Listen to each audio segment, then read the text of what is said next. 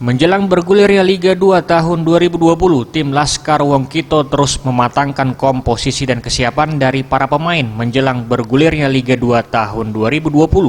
Sriwijaya FC kembali melakukan latihan di Stadion Bumi Sriwijaya Palembang pada Senin 10 Februari 2020, sebelum nantinya Sriwijaya FC akan melakukan training center di Jogja. Dalam latihan pun sudah terlihat pemain-pemain baru Sriwijaya FC seperti Erwin Gutawa.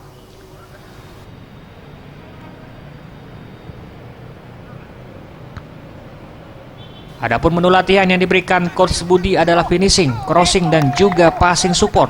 Para pemain nampak menikmati dan serius dalam latihan yang diberikan staf kepelatihan Sriwijaya FC.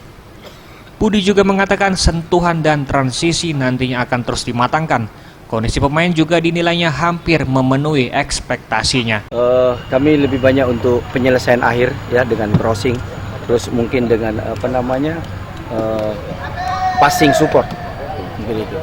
Kita cuma menambah mungkin sentuhan, terus transisi kita, terus bagaimana caranya kita bermain dengan permainan cepat, mungkin itu. Coach, kalau kondisi pemain sendiri secara fisik Coach sudah sesuai harapan belum Coach? Dikit aja, tinggal sedikit aja kita nambah ya, kita naikkan sedikit aja, masih kurang sedikit aja ya, kira-kira 30% ya. Butuh waktu berapa lama lagi?